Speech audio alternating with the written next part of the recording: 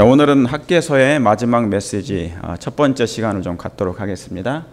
학개서의 마지막 메시지.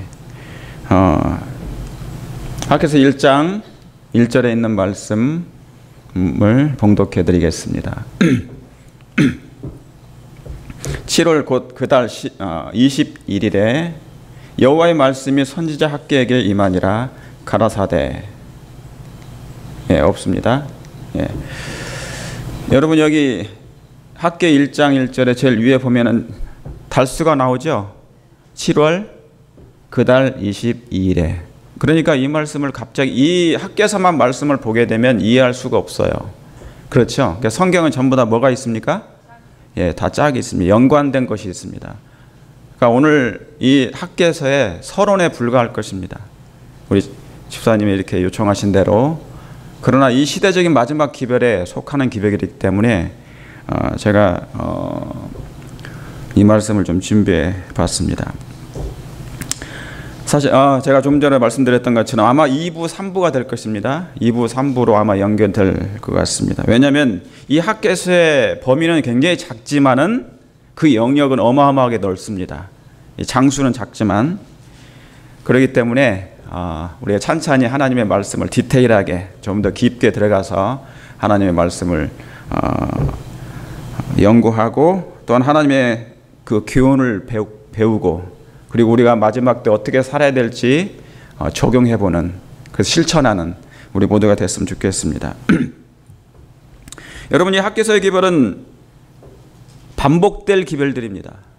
이 마지막 때 특별히 더욱 반복될 기별들입니다. 여러분, 하나님의 마지막 백성은 각 시대 모든 빛을 받습니까? 각 시대마다, 예를 들어서 100년 단위라면 6,000년이면 60번의 각 시대마다 하나님께서 빛을 비추어 주십니다. 그 시대의 빛을 주시는 것입니다. 그러므로 모든 이들은 그 빛에 맞게 살아가는 것이죠. 그 빛에 말미암아, 빛으로 말미암아 뭐가 맺어지는 겁니까?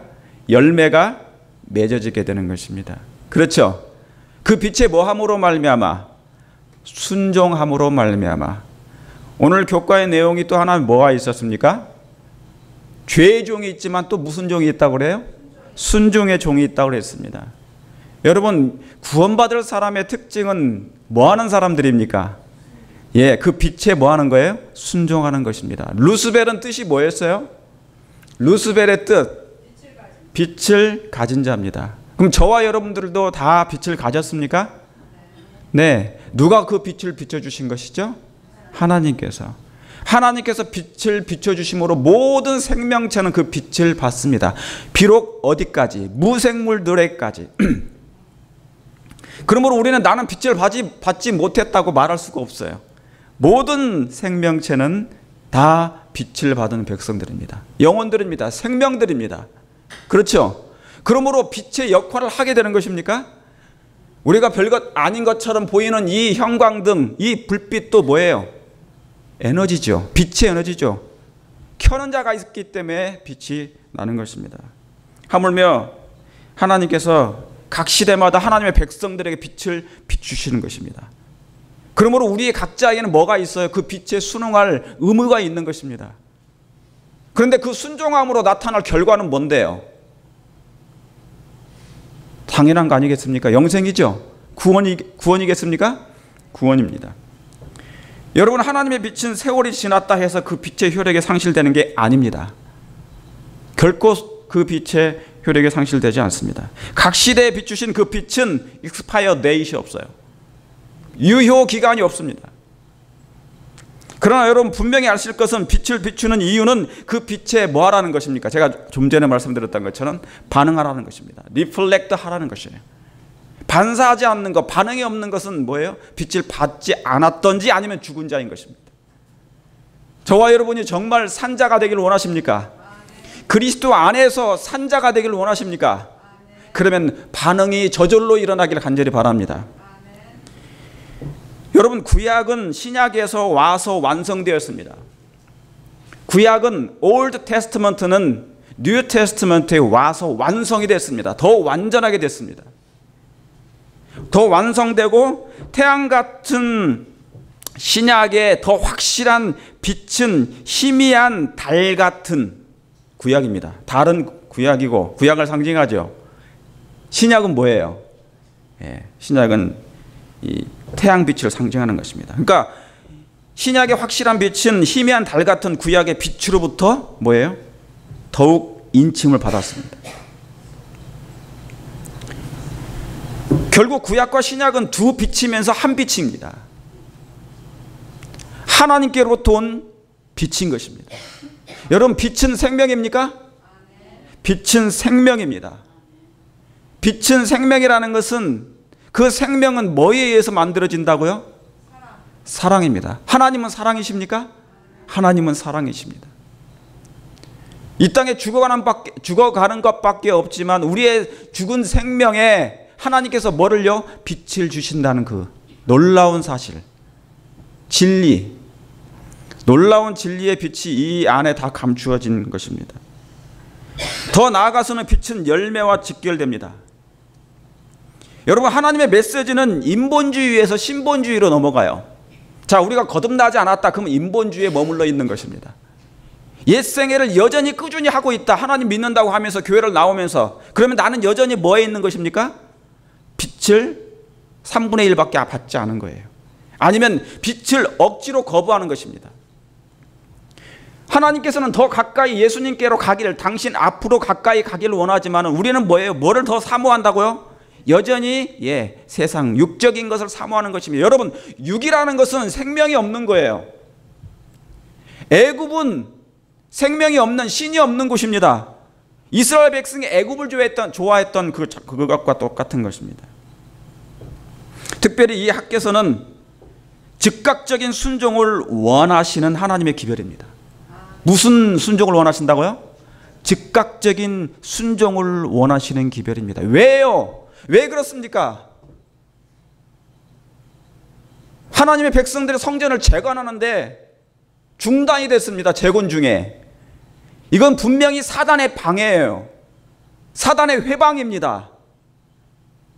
그런데 뭐예요? 중단이 된 것입니다. 사단의 방해에 의해서. 그런데 그 방해를 받았다고 어떤 일이 생긴 것입니까? 올스톱을 한 것입니다. 성전을 재건하는 일에. 어떤 사람은 성전이 재건되는 중에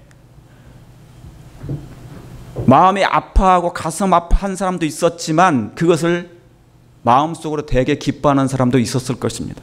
왜요? 영적인 일에 고민과 고통과 많은 희생과 헌신이 따라야 되거든요. 그런데 뭔가 분명한 명분 속에서 성전이 중단됐기 때문에 잘 됐다, 신앙까지 멈춰버리는 그런 상태를 얘기하는 것입니다. 여러분, 성경의 각 책과 이 장들, 성경의 각 책, 66권이라는 책과 장들은 그 시대의 빛이에요. 그 시대의 빛입니다. 그러나 또한 그 빛은, 이 각 말씀들은 오늘날 우리의 시대의 빛인 것입니다. 여러분, 그걸 믿으시죠? 오늘날 우리 시대의 빛입니다. 죽은 빛이 아닙니다. 이미 사그러져가는, 희미해져가는 빛이 절대 아닌 것입니다. 왜요? 하나님의 말씀은 영영이 살아있기 때문에. 하나님의 말씀은 영영이 살아있기 때문에 내 입에서 나오는 모든 말씀은 나의 뜻을 이루며 하나님의 정하신 때 하나님의 방법으로 이 사업을 마치신다 하셨기 때문에 그렇습니다. 여러분, 에녹 시대의 책을 에녹 시대의 책은 없겠죠. 창세기 5장을 열어보시면 그 에녹의 시대에 비쳤던 그 빛이 바로 우리에게 비추는 빛인 것입니다. 그러니까 각 시대의 빛은 과거의 빛이 아니라 현재의 빛인 것입니다. 여러분, 이 말씀은, 성경은 과거의 흑백 사진이 아니에요. 현재 컬러풀한 현대 우리 개인에게 주어지는 빛인 것입니다. 여러분, 특히 이 학개서는 당시 예수님의 초림 직전에 사는 백성들이 어떻게 초림을 준비해야 될지에 주신 특별한 기별입니다. 자, 다시 말씀드립니다. 이 학개서는 그들이 지금 뭐를 기다리는 겁니까? 이제 곧 누가 오시는 것이에요? 얼마 안 있으면 예수님이 곧 오실 것입니다. 어떤 오심이에요? 재림이에요? 아니면 초림 때입니까?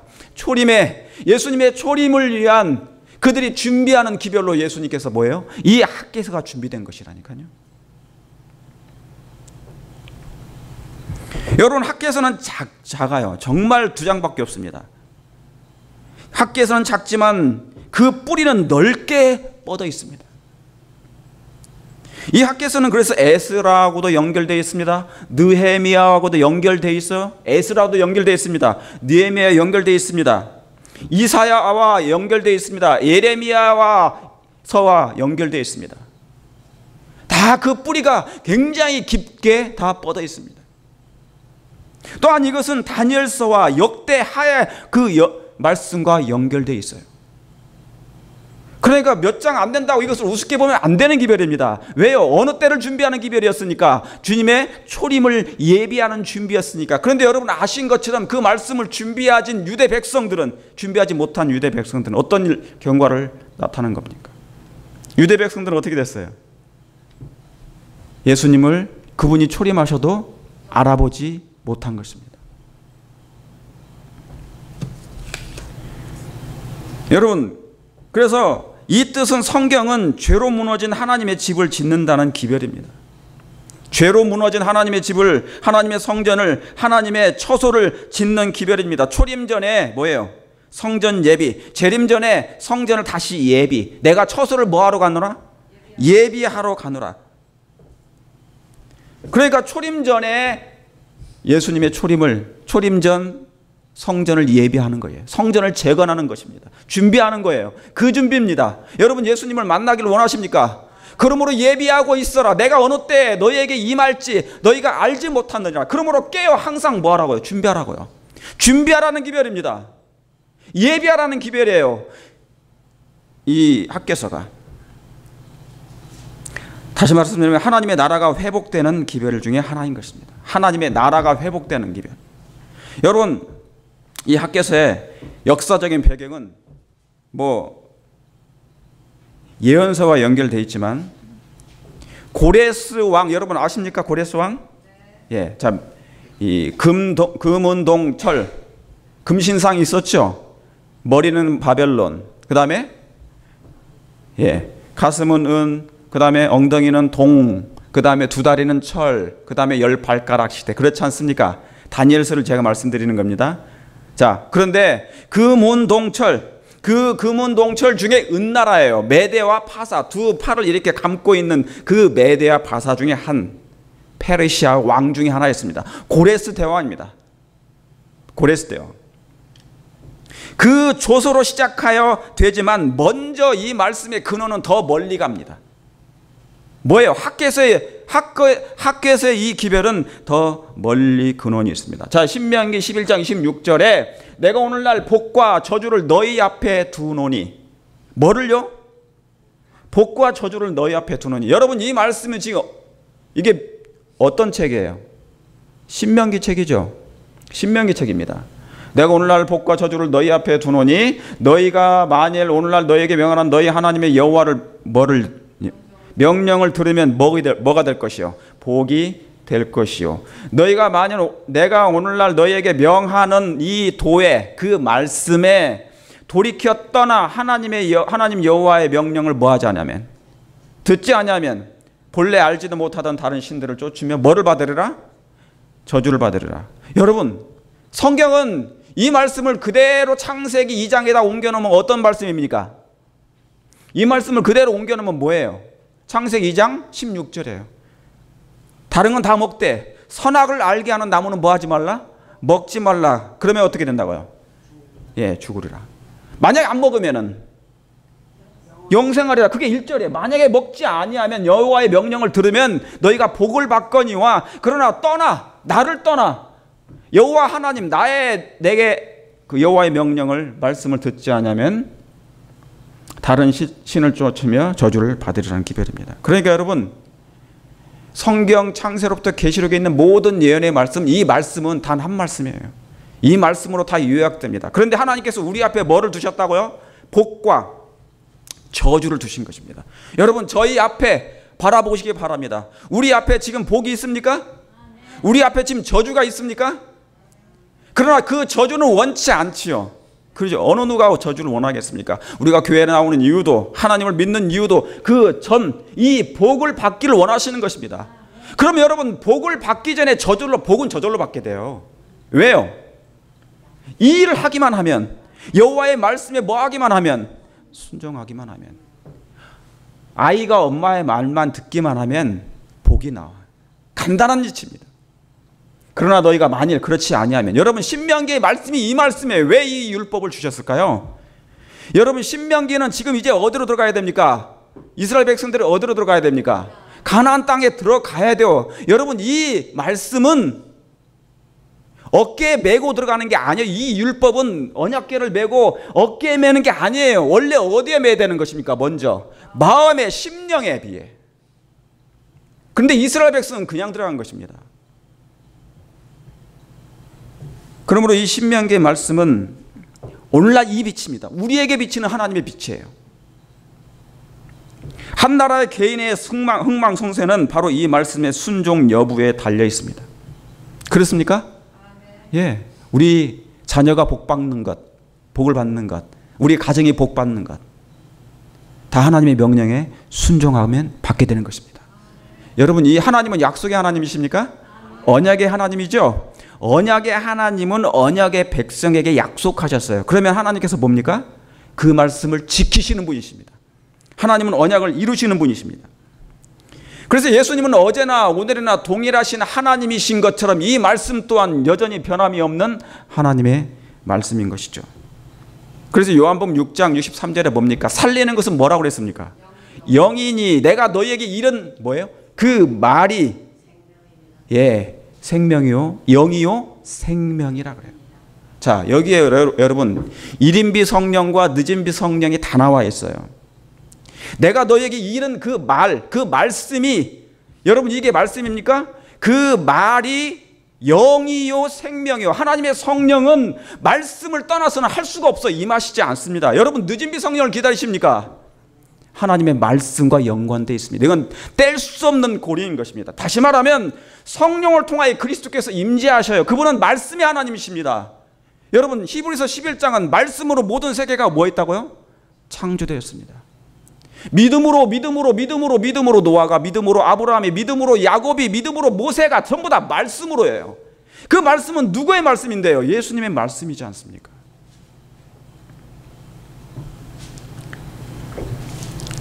그래서 여러분 전 지구의 역사는 이 말씀에 따라 지금까지 진행되어 왔습니다. 이 말씀에 따라 진행되어 왔습니다. 그래서 신명기에도 30절에도 이 말씀이 또 반복합니다. 보라 내가 오늘날 생명과 복과 사망과 화를 내 앞에 두었다. 생명과 복과 사망과 화를 내 앞에 두었다. 여러분 이 생명은 영생입니다. 이 복은 영원한 복음입니다. 영원한 생명입니다. 그런데 여기는 뭐예요? 사망은 어떤 사망이에요? 우리가 태어나서 한번 죽는 그 사망 아니에요. 우리가 태어나서 죽는 사망보다 둘째 사망을 얘기하는 것입니다. 하나님은 이런 말씀을 우리 앞에 두실 때 결정적인 결말을 말씀하시는 거예요. 너희가 나를 떠나면 정령이 죽으리라. 그렇죠? 예. 그러나 항상 그 죽음 가운데 죽음이 선포됐을 때 하나님은 은혜를 먼저 주십니까? 예. 죽어가는 영혼에게 하나님은 은혜를 제공하십니까? 제공되어 있습니다. 은혜가 우리에게 매일 내린다는 것. 다시 말하면 살 수 있는 기회를 주신다는 것이죠. 다시 한번 소망을 주신다는 거 아니겠습니까? 하나님께서 우리에게 은혜를 주신 것. 이 은혜는 다 믿음으로 말미암아 우리가 구원을 받았다고 했어요. 이것은 내게서 난 것이 아니요 하나님의 선물이라. 사망과 화를 내 앞에 두었느니. 그러니까 여러분 예수님께서 바리새인들에게 사복음서에 보면 뭐 있을진저? 화 있을진저. 바리새인들에게 얘기했죠. 예, 바리새인들에게. 다시 말하면 거듭나지 않은 사람들에게, 여전히 육적인 사람들에게, 여전히 세상 것을 같이 섞여서 사는 사람들에게, 여전히 품성이 뭐예요? 여전히 품성이 예수님의 모습을 조금이라도 닮지 않고자 하는 그런 마음, 다시 말하면 굴복을 안 해요. 여러분 유다는 굴복을 안 했대요. 복종을 안 했다는 것입니다. 그 마음이 단단하여서 예수님을 그의 구주로 믿으려고 하지 않았다는 것이죠. 그러니 여러분, 이 말씀이 정말 우리 앞에 이루어질 때, 우리가 순종하게 될 때 어떻게 이루어질지 한번 시험해 보시길 바랍니다. 여러분, 이미 역사는 후자를 선택했습니다. 여러분, 지구 역사가 이 후자를 선택했어요. 사망과 화를 택해서 오늘날 이렇게 세상이 되고 있는 것입니다. 그래서 여러분, 우리에게 경고하는 것이 바로 그런 말씀이죠. 여기 뒤에 더 말씀이 있네요. 곧 내가 오늘날 너에게 명하여 내 하나님 여호와를 사랑하고 그 모든 길로 행하며 그 명령과 규례와 법도를 지키라 하는 것이라. 그리하면 네가 뭐를요? 생존하고 번성할 것이라. 참 기가 막히죠? 하나님의 모든 말씀 뒤에는 뭐가 있어요? 제발 네가 이렇게 했으면 좋겠다. 여러분의 자녀들에게 어떻게 말씀해 주십니까? 지금 다 커서 말을 안 듣지만, 그죠? 잘 안 듣겠지만 어렸을 때는 뭐예요? 이렇게 네가 좀 이렇게 했으면 좋겠다. 다 거기에는 뭐가 있습니까? 애타는 심정이 있습니까? 없습니까? 자식에 대한 애절한 마음이 있어요? 없어요? 있어요. 네가 이렇게 하면 제발 생명을 얻을 것인데 너가 잘 살 수 있을 거야. 그냥 잘 살 뿐만이 아니라 번성한단 말이에요. 이 세상에 너희들이 원하는 그 세상적인 복도 얻을 수 있단 말이에요. 그런 얘기를 하는 거예요. 그러나 제발 살기를 바란다는 것이죠. 여러분, 이 율법은, 이 명령은 이스라엘 백성, 이스라엘과 함께 가나안 땅에 들어갔어요. 그러나 제가 아까도 말씀드렸던 것처럼 하나님의 율법, 이 신명기의 말씀이 율법이잖아요. 그래서 그 율법을 언약궤 10계명을 먼저 언약궤에 집어넣고, 책은 따로 있습니다. 자, 모세가 기록한 책은 따로 있었어요. 그러나 이 언약궤를 메고 이제 가나안 땅에 들어갔는데 어디에다는 넣지 않았다고요? 심령의 도로는 생각하지 않았어요. 그래서 하나님의 율법은, 하나님의 말씀은 외면을 받게 된 것입니다. 여러분, 하나님께서 이스라엘 백성에게 광야의 율법을 주신 것은 그것이 뭐예요? 그들에게 생명을 주시고자 하는 것이었단 말입니다. 여러분, 아담이 죽게 된 것이 바로 그 문제였으니까. 뭐를요? 이 도를 순종치 않았기 때문에 그런 것이었단 말입니다. 광야 40년을 하나님께서 이스라엘 백성에게 두신 이유가 뭡니까? 빨리 갈 수도 있었는데 왜 40년 동안 광야에다 우리를 두셨어요? 왜 우리를 이곳에 두신 것입니까? 왜 40년이란 예수님이 재림이 빨리 오셔야 되는데 왜 두시는 것입니까? 우리가 아직도 마음 가운데 뭡니까? 이 세상의 때가 물을 빼지 않아서 그래요. 아직도 여전히 세상 애굽의 습관이 있습니다. 관습이 있습니다. 그런 사상이 머물러 있어요. 그렇습니까? 예. 가나안 땅에서 하나님께서 가나안 땅에 들어갈 살 수 있는 그런 환경과 그런 품성, 그런 생활에 적합해야 되기 때문에 하나님께서 우리를 이곳에 많이 두시는 것이, 오래 두시는 것입니다. 그러나 너무 오래 두지는 않으실 것입니다. 그래서 여러분, 유괴 사람 사울 왕부터 시작해서 북방 이스라엘의 거의 모든 왕들이 전부 다 이 말씀에 거역했어요. 그래서 뭡니까? 화가 있었고 사망에 이른 것입니다. 여러분, 사울 왕은 둘째 사망에 일어납니다. 그는 둘째 사망 가운데 일어나요. 그가 죽을 때 어떻게 죽었는지 알 뿐만 아니라 그는 그의 생전에 만약에 그가 부활해서 일어난다면 과연 둘째 사망이 일어난다는 것을 생각도 했을까? 여러분, 사울 왕부터 시작해서 모든 북방 이스라엘 거의 모든 왕에 의해서 겨우 남은 지파까지, 남방 유다까지 이 명령을 다 외면합니다. 하나님의 율법을 외면합니다. 거역하였단 말이죠. 그래서 여러분, 인류가 가슴 아픈 것은 우리 시절로부터 전 인류는 다 항상 이 생명을 걷어찼습니다. 외면하고 걷어차고 선한 것을 좋아하지 않았습니다. 하나님의 백성이 하나님의 말씀이라면 치를 떨었단 말입니다. 이해가 안 가죠? 하나님의 말씀이 어떻게 하나님의 말씀이라면 치를 떨었을까? 그래서 예수님의 마음에는 뭡니까? 염증이 날 만큼 내 뜻을 돌이키기에 뭐예요? 염증이 날 만큼 하셨다는 것이에요. 저도 이렇게 돌아보니까 제 자신을 보니까 염증이 나요. 매일 반복되는 죄, 매일 반복되는 그런 하나님을 슬프게 되는 그런 죄, 염증이 날 정도예요.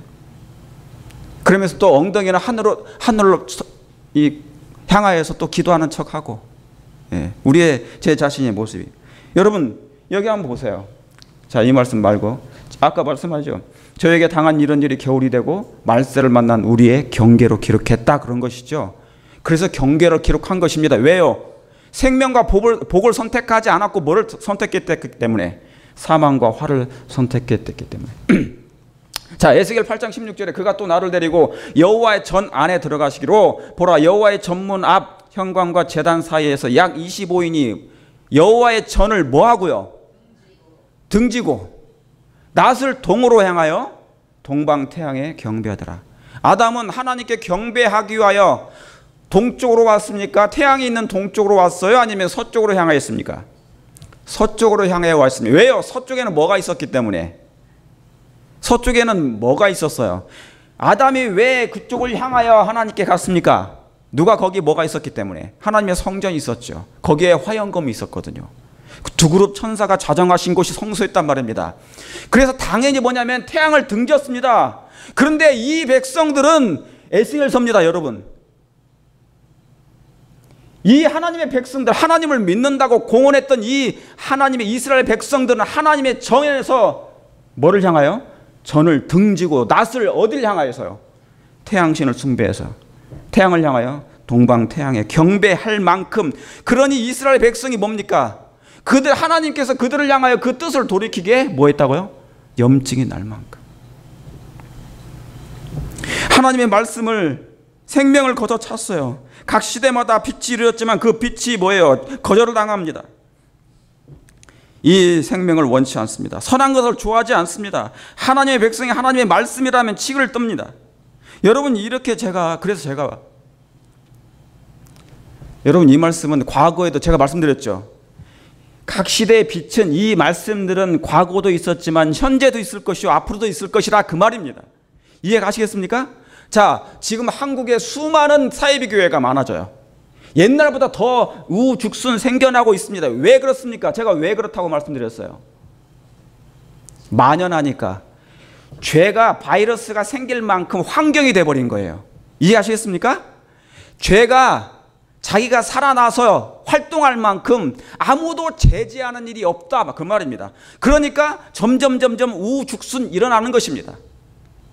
다시 말하면 영적인 표준이 이 세상 정부에도 사라진 것이에요. 일반적인 이 형편인 것입니다. 여러분, 어떻게 하나님의 백성들이 하나님의 성전에서 만약에 여기서 태양신을 향하여 경배한다면, 그런데 지금도 그것이 버젓이 일어나고 있지 않습니까?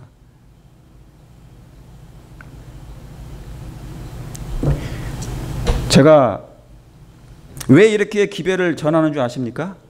이런 형편이 미래에도 같이 반복될 것일 뿐만 아니라 에베소 5장 14절에 그러므로 이르시기를 잠자는 자여 깨어서 뭐하라고요?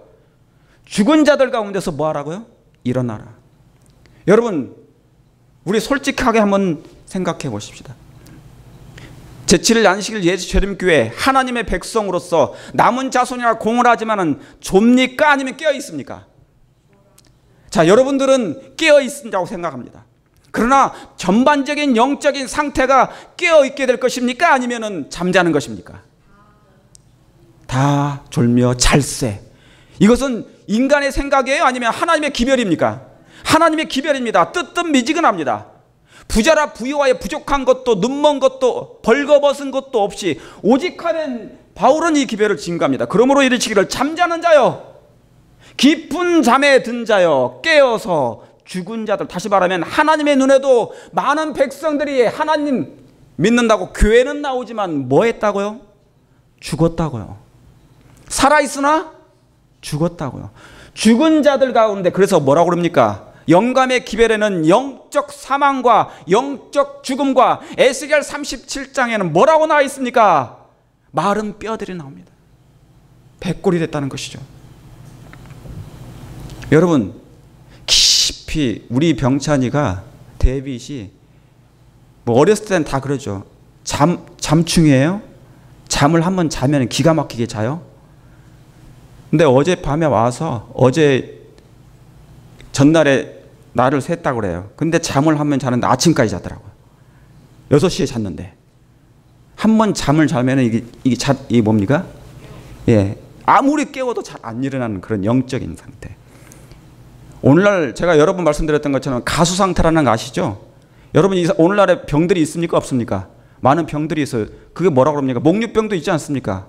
어떤 사람은 자다가 막 돌아다니는 거죠. 그게 무슨 일도 하고 그러죠. 그리고 다시 자는 거예요. 돌아와서. 그런 영적인 상태. 여러분 죽은 자들 가운데서 깨어나라는 이 상태는 지금 뭐냐면 전반적인 교회 형편입니다.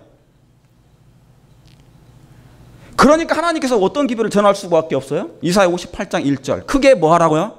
크게 외치라. 아끼지 말라. 내 목소리를 나팔같이 날려 내 백성에게 허물을 야곱에게 죄를 고하라는 것입니다. 여러분 이럴 수밖에 없는 형편 이유가 뭡니까? 왜? 마지막 백성들 라오디게의 특징이 뭐냐면 뜨뜻미지근 하니까 다 졸며 자니까 하나님께서 크게 외치라는 것이죠. 외치지 않으면 깨지 않다 그 말입니다. 아끼지 말고 내 목소리를 날리라는 것이죠. 그런데 여러분 더 큰 문제는 선민의 백성마저 그랬다는 것입니다. 이런 이유로 선지자 예레미야 하나님께서는 예레미야 선지자를 일으키게 했습니다. 그런 영적인 형편이 있었기 때문에.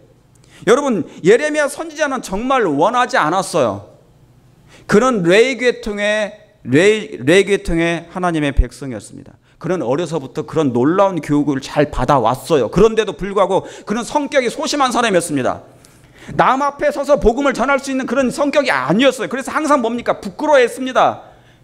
남 앞에 서서 말씀을 전하면 다리가 후달거려서 심장이 떨려가지고 말씀을 못 전하는 사람이었어요. 그런데 하나님이 그 입에다가 뭐를 집어넣습니까? 말씀을 집어넣은 거예요. 내가 너를 택하였으니 복음을 전하는 것입니다. 성격이 온순하고 내성적인 이 예레미야가 어떻게 강한 기별을 전할 수 있단 말입니까? 그러나 그 시대가 그런 그를 부를 수밖에 없었던 영적인 형편이 있었다 그 말입니다. 여러분 재림교회가 세상에서 별 볼 일 없이 보이지만 이제 이 교회를 세상이 주목할 만큼 한 특별한 날이 생길 것입니다. 지금은 정말 초라하게 보일 것이지만 하나님께서 이 백성을 세상 가운데 주목이 될 만큼 하게 할 만큼 특별한 일을 하나님이 만드시게 될 것입니다. 그게 예언되어 있습니다. 여러분 그날을 위해서 준비할 마음이 있으십니까? 준비되기를 원합니다.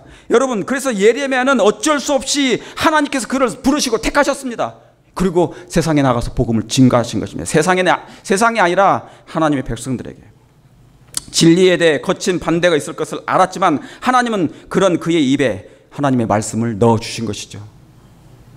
여러분 이제 저와 여러분에게 하나님께서 허락하신 이 특별한 기회, 이 은혜의 기간, 특별한 하나님의 백성으로서 특별한 빛을 받은 하나님의 백성으로서 마지막 하나님께서 부르실 때 증거할 말씀이 분명히 있습니까?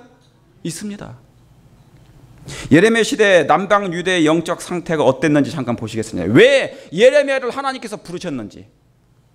이는 그들이 작은 자로부터 큰 자까지 다 탐남하며 선지자로부터 제사장까지 다 뭐를 행한다고요? 거짓을 행하며 그들이 내 백성의 상처를 심상히 고쳐주며 말하기를 평강하다 하나 평강이 없도다. 그들이 가증한 일을 행할 때 부끄러워하느냐? 조금도 부끄러워하지 아니할 뿐 아니라 뭣도 불키지 않는다고요? 얼굴도 붉히지 아니한다고요. 여러분 우리가 혹시 작은 죄를 범할 때 여러분 가슴이 아파하십니까? 나도 모르게 죄를 범했어요. 혹시 내가 모르게 다른 사람을 비난하고 비판한 정신이 있었습니다. 그럴 때 어떤 마음이 생기세요? 성령께서 우리의 마음에 찌르시는 기별을 주시지 않습니까? 양심의 소리가 일어나는 소리가 들리지 않으십니까? 아마 있을 거예요. 그렇죠? 그럴 때 우리는 가슴을 때리고 가슴을 치면서 하나님 앞에 나가야 되는 것이죠. 여러분 예레미야의 상태가 바로 이런 상태였습니다. 죄가 유행하고 만연된 상태. 이런 백성에게 그는 복음을 전해야 했습니다. 하나님께 뭐 하라고요? 돌아오라고. 근데 그 백성은 그 기별을 뭐 했습니까? 증오했어요. 오히려 이방인은 그를 놓아줬는데 자기 백성은 그를 결국 죽인 것입니다. 여러분 이 상태가 오늘날과 미래에 그리고 똑같이 재현될 것입니다. 예레미야는 당신의 자기의 백성을 사랑했잖아요. 그죠? 지금 멸망해요. 예레미야는 그저 말씀만 전할 뿐이지만 이제 곧 누가 옵니까? 바벨론이 와서 그 나라를 멸망시킬 것입니다. 모든 사람들을 하나도 남기지 않고 다 죽일 것이에요. 더 무서운 자가 오기 전에 이제 이 기별을 증거하는 이 예레미야인데 이 기별을 무서워하는 것입니다. 아니, 싫어하는 것입니다. 자기를 살리는 이 기별이 자기를 뭐 한다고요? 해할까 봐. 왜 내 생애를 흩트느냐 그 말입니다. 나의 평탄한 생활을 왜 방해하느냐 그 말이죠. 뭐가 악이고 뭐가 선인지를 구분 못하는, 누가 아군이고 누가 적군인지를 구분 못하는 영적인 백성들, 그 이스라엘 백성들처럼 이 상태는 마지막 때 다시 한번 재현될 거라니까요. 진리를 전하는 자들을 반대하고 미워해요. 여러분, 선지자들은 그들을 유한 기별자들이었습니다. 하나님이 보내신 기별자들이었어요. 그런데 예수님 말씀하시잖아요. 내가 선지자들을 너희에게 파송하였거늘 너희는 뭐하였도다? 죽였도다. 다시 말하면 예수님이 가신 거예요. 내가 그들을 보낸 거예요. 예수님 보내신 거잖아요. 그들을 뭐 하려고? 내가 너희가 생명을 얻고 번성하기를 바래서. 그러므로 여러분, 학계의 기별은 결국 품성의 기별입니다. 성전 재건이 안 되는, 거듭나지 않은 진리를 싫어하면 어떻게 된다는 것입니까? 하늘 식양대로 재건이 안 된다는 기별이에요. 그러므로 이 영적 성전이 재건되는 것을 거부하면 멸망할 수 없다는, 밖에 없다는 것을 하나님께서 주시는 기별인 것입니다. 그러나 여러분, 여기 학개서 2장 9절에 이전의 나중 영광이 이전 영광보다 크리라, 만군의 여호와의 말이니라. 자, 학개서는 1장과 2장밖에 없습니다. 여러분, 나중 영광, 그 다음에 이전 영광은 뭐예요? 솔로몬 당시에 지었던 하나님의 성전이, 그렇죠? 그 다음에 수르바벨 성전으로 된 것입니다. 다시 말하면 그 당시에 지었던 성전이에요. 이게 이전 영광이었습니다. 굉장히 화려했습니다. 놀랍도록 화려한 금은 보화로 단장한 성전이었습니다. 그런데 이 전이 무너졌잖아요. 여러분, 그들은 하나님의 성전을 화려했어요. 놀랍도록 지어진 것입니다. 아름답게 지어졌어요. 그런데 하나님이 계시지 않는 성전은 의미가 있습니까? 없습니까? 의미가 없습니다. 학개서의 분명한 기별은 화려함과 초라함의 구별입니다. 겉이 화려한 성전에 하나님이 거할 수 없어요. 여러분, 겉이 화려한 교회라고 하나님이 거하신다는 증거가 있습니까? 없습니다. 이 세상에 수많은 화려한 교회가 있어요? 없어요? 있습니다.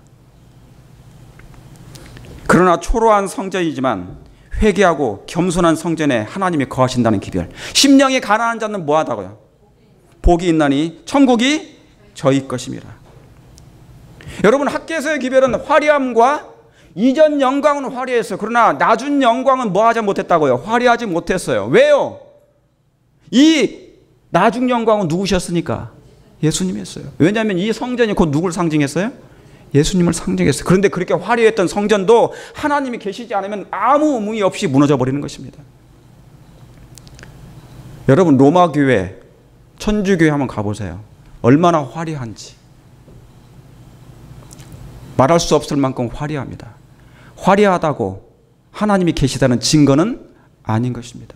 초라하다고 하나님이 계시지 않는 증거도 없습니다. 여러분, 학개서는 비록 단 2장밖에 없지만 어떤 책보다도 화려한 기별입니다. 제가 오늘 이 말씀을 다 증거할 수는 없지만 선지자 예레미야의 기별을 거절한 남방 유대는 결국 포로가 됩니다. 여러분, 요시야 시대의 말씀에서 떠나 있는 백성을 깨우기 위해서 예레미야를 하나님께서 보내셨어요. 예레미야를 하나님께서 보내셨습니다. 그리고 그런 것처럼 다니엘을 하나님께서 어디로 보내십니까? 포로 가운데, 바벨론 가운데 보내요. 백성을 깨우기도 하지만 이 바벨론에 있는 왕을 구원하시기 위해서 하나님께서 다니엘을 보내신 것입니다. 다시 말하면 시대가, 여러분, 왜 선지자를 하나님께서 일으키신 줄 아십니까? 선지가 언제 일어납니까? 평화의 때 일어나요? 아니면 위기 때 일어납니까? 위기의 때 일어나요. 여러분, 그러므로 이 선지자의 모든 기별들은 전부 다 그 시대, 각 시대마다 하나님의 빛을 거절한 결과로 나타난 형벌이 이르기 전에 하나님께서 먼저 누구를 보내시는 것입니까? 선지자를 보내시는 것입니다. 왜? 마지막 때 하나님께서 안식일 교회, 다시 말하면 하나님의 남은 백성들을 세상 가운데 왜 보내신 줄 아십니까? 세상이 죄악으로 이제 찌들게 되어 있습니다. 하나님을 떠나요. 하나님을 배도하게 됩니다. 그래서 하나님께서 마지막 영적인 선지자 같은 그런 무리, 적은 무리를 보내시는데 바로 그 무리가 마지막 백성들인 것입니다. 이해하시겠습니까? 다시 말하면 저와 여러분은 마지막 끝머리에 있는 하나님의 특별한 선지자의 기능을 가진 백성들이라 그 말입니다. 그런데 이 빛을 받아서 이 빛을 내 것으로 삼지 않으면 나는 뭐예요? 그 빛 가운데서 증거하는 선지자는 못 되는 것입니다. 사랑하는 성도 여러분, 제가 드린 이 말씀을 이해 가십니까? 혹시 이해하셨습니까? 선지자는 어느 시대 때 하나님께서 부르신다고요?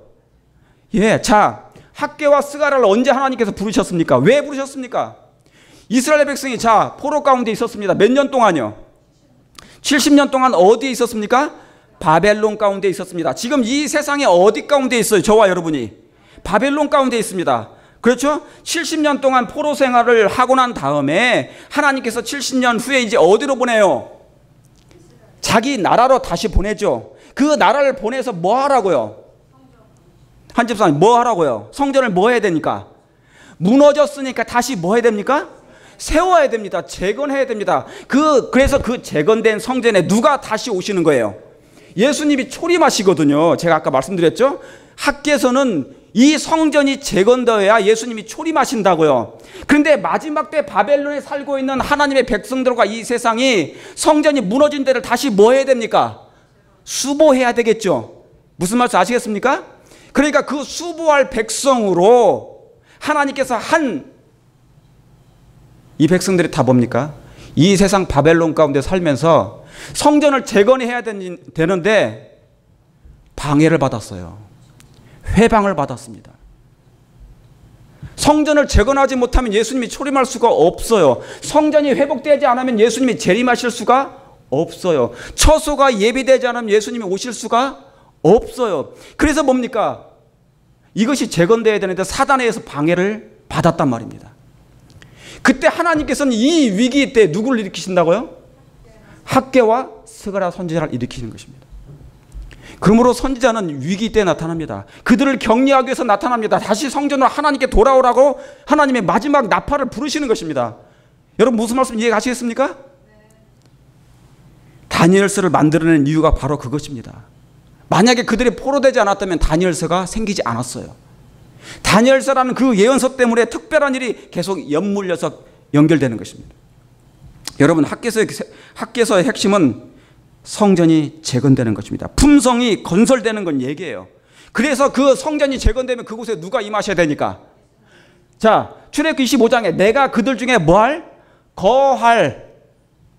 여러분 이 말씀은 그대로 학개서와 같은 말씀이에요. 성전이 재건되어야 되는데 하나님의 성전으로서 남아있지 않아요.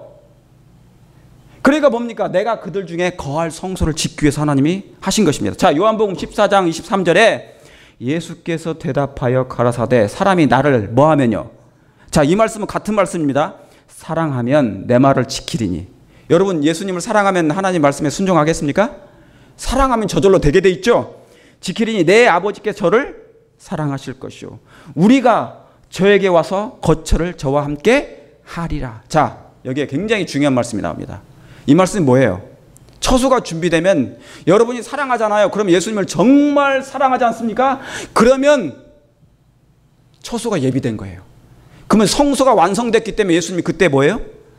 다시 오시는 것입니다. 처소가 예비된 것입니다. 이해 가시겠습니까? 바로 그 말씀이에요. 여러분 지금은 정말 하나님의 거룩한 처소가 예비될 때입니까? 정말 예비될 때인가요? 겉은 화려하지 못해도 속은 품성으로 화려한 하나님의 성전이 되어야 되는 것입니까? 왜요? 겉사람은 뭐하나 후패하나 속사람은 날로 뭐하도다 새롭도다 새로워져야 하기 때문에 그런 것입니다. 여러분 속은 예수님의 품성으로 장식되어야 합니다.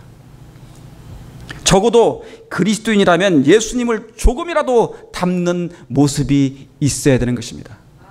하늘의 국가빵 그리스도의 국가빵이 저와 여러분이 되어야 된다 그 말입니다. 하늘에 갈 사람들은 자, 우리 황춘자, 우리 자매님이 오늘 여기 와 계십니다. 저분이 우리를 통하여 예수님을 보아야 돼요. 저분은 이제 우리를 보게 될 것입니다.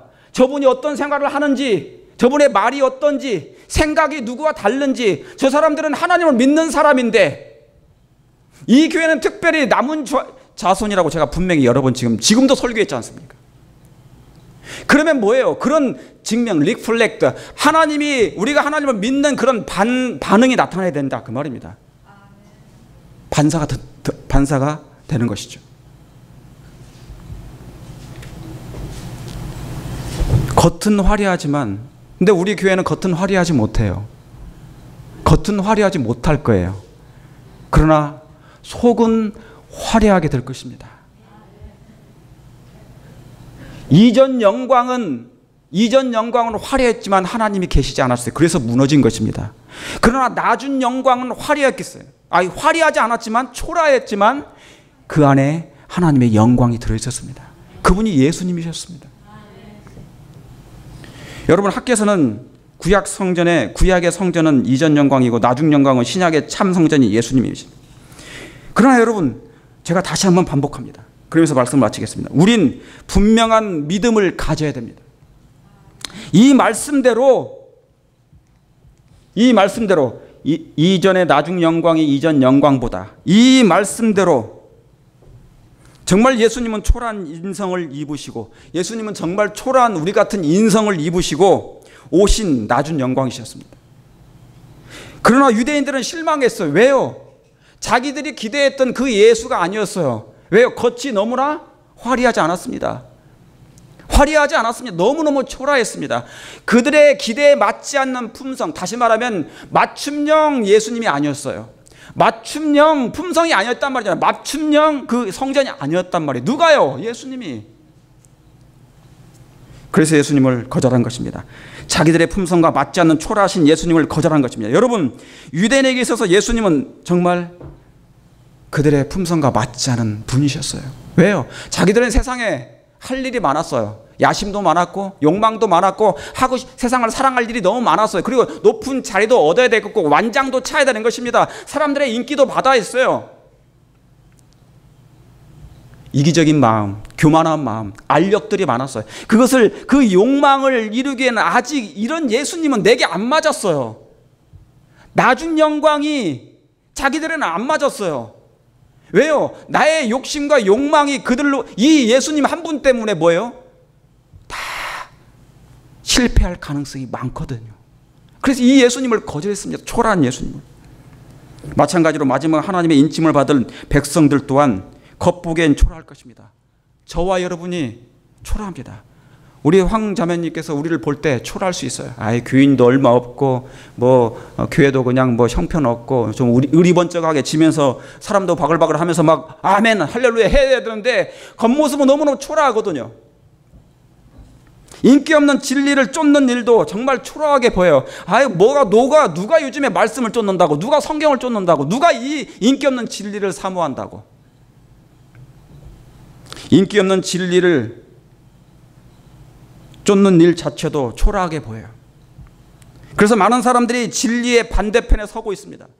그래서 요즘에요, 앞으로는 더 점점점 진리의 그 자리에서 자리를 이탈하게 되어 있습니다.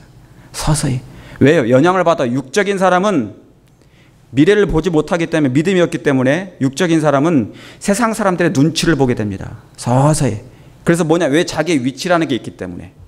그래서 그 위치에 맞는 이 초라한 교회는, 자기의 위치하고 이 초라한 교회는 어울리지 않는다고 생각하는 거예요. 그래서 뭡니까? 다른 편을 택하게 돼요. 이 말씀이 무슨 말씀 이해 가셨습니까? 예. 그래서 여러분, 겉의 영광을 보지 말기를 간절히 바랍니다. 속에서 비추는 하나님의 품성으로 건설된 아름다운 하나님의 사랑을 보시길 바랍니다. 우리의 말과 행동 속에서 그리스도의 아름다운 사랑과 이타적인 모습이 사람들에게 반세될 때 그들이 하나님께 돌아와 영광을 돌릴 것을 저는 확신합니다. 여러분들 그렇게 준비하시길 원하십니까? 준비되기를 바라면서 오늘 말씀을 줄이겠습니다.